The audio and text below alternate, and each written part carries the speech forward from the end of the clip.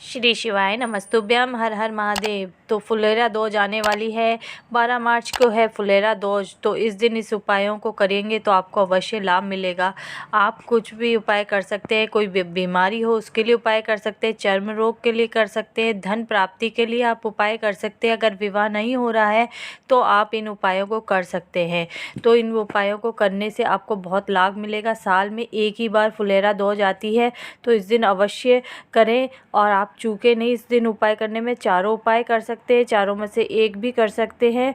आप इन उपायों को करके देखिएगा। साल में एक ही दिन आता है, इसलिए मैं बार बार कह रही हूँ फुलेरा दोज का दिन जाने मत दीजिए। 11 मार्च है, तो 11 मार्च के दिन बड़ी बीमारी हो, अगर बहुत दिनों से कोई बीमारी ग्रसित हो आपके घर में, परिवार में किसी सदस्य को, तो ये उपाय करिए। क्या करिए कि 5 आपको बेलपत्र लेनी है और 1 आपको धतूरा लेना है। वो बेलपत्र आपको नंदी का पैर उठा हुआ वहाँ समर्पित करने हैं और धतूरे को शिवलिंग पे चढ़ाकर 1 लोटा जल चढ़ाना है। जो व्यक्ति आपके घर में बीमार है उस व्यक्ति का नाम लेते हुए वह जल आप भोलेनाथ के शिवलिंग पर समर्पित कर दीजिए। श्री शिवाय नमस्तुभ्यम बोलते हुए। तो आप देखेंगे से 2 से 3 महीने के अंदर अंदर वो व्यक्ति ठीक होने लगेगा और बिल्कुल ठीक हो जाएगा। लंबी बीमारी से जो ग्रसित था वो एकदम ठीक हो जाएगा, उसकी बीमारी आगे नहीं बढ़ेगी और वो जड़ से बीमारी ठीक हो जाएगी। तो ये पहला उपाय हमने बात करी है बड़ी बीमारी के लिए। अब हम फुलेरा दोज का दूसरा उपाय के बारे में बताते हैं। दूसरा उपाय है चर्म रोग के लिए। तो चर्म रोग, अगर आपके शरीर में कहीं खुजली हो, दाग धब्बे हों, झाइयाँ हों, तो ये उपाय उसके लिए है। फुलेरा दोज का एक ही दिन ऐसा आता है साल में जब ये इस उपाय को करा जाएगा। तो आप क्या करें, एक तांबे के लोटे में जल लीजिए, उसमें 1 धतूरा डाल दीजिए और चुटकी भर लाल चंदन डाल के कुछ देर वहाँ रखा रहने दीजिए और उस लोटे के जल को ले जाके शिवालय पे समर्पित करिए। श्री शिवाय नमस्तुभ्यम बोलते हुए, हर हर महादेव बोलते हुए, और वापस उस पानी को इकट्ठा कर लीजिए। जो आप जल चढ़ा रहे हैं उसको नीचे पात्र लगा के इकट्ठा कर लीजिए। चर्म रोग वाले व्यक्ति को उसे अपने शरीर पे पूरे पे लगा के आधा घंटा बैठना है, उसके बाद स्नान कर लेना है।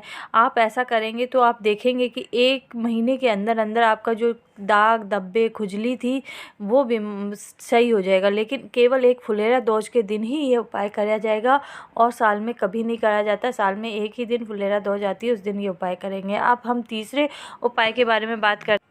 तीसरा उपाय है धन प्राप्ति का उपाय। तो आपको क्या करना है, बेलपत्र के नीचे जाके एक मिट्टी का शिवलिंग, पार्थिव शिवलिंग बनाना है वहाँ की मिट्टी से, और उसका ऊपर एक धतूरा जो पीला हल्दी लगाकर आपको भोलेनाथ पर समर्पित कर देना है। और पीली हल्दी में से 1 टीकी आप एक कपड़ा या एक रुमाल ले जाइए, उस पे लगाकर अगर आपके घर में कोई व्यापार नहीं चल रहा है वहाँ पर ले जाके रख दीजिए। तो इससे क्या होगा, अगर आपके ऊपर बहुत कर्जा भी है वो भी आपका देखेंगे कि धीरे धीरे 1 से 2 महीने के अंदर आपका कर्जा मुक्त हो गया और धन आपका टिकने लगा। व्यापार जो आपका नहीं चलता था वो अब चलने लगा। तो ये उपाय धन प्राप्ति का वो उपाय बोल सकते हैं, कर्जा मुक्ति के लिए भी उपाय कर सकते हैं। तो ये दोनों ही हो जाएंगे। आपके पास धन आएगा तो अपने आप ही कर्जा मुक्त हो जाएगा। तो ये उपाय तो हो गया। अब हम आगे के उपाय के बारे में बात करते हैं। जिन बच्चों का विवाह नहीं हो रहा उनके लिए ये उपाय है। तो आप विवाह के लिए क्या उपाय करना है कि आपको, जिन बच्चों का विवाह नहीं हो रहा है उनके माता पिता भी ये उपाय को कर सकते हैं और बच्चा स्वयं भी इस उपाय को कर सकता है। वो चाहे लड़का हो या लड़की हो, वह इस उपाय को कर सकते हैं। फुलेरा दोज का दिन साल में एक बार आता है, तो इस दिन चूकिएगा नहीं। तो आपको क्या करना है, बहुत छोटा सा उपाय है। आपको 5 बेलपत्र और 5 समी पत्र और 1 धतूरा लेना है और इसको अपनी हथेली पे रख लीजिए।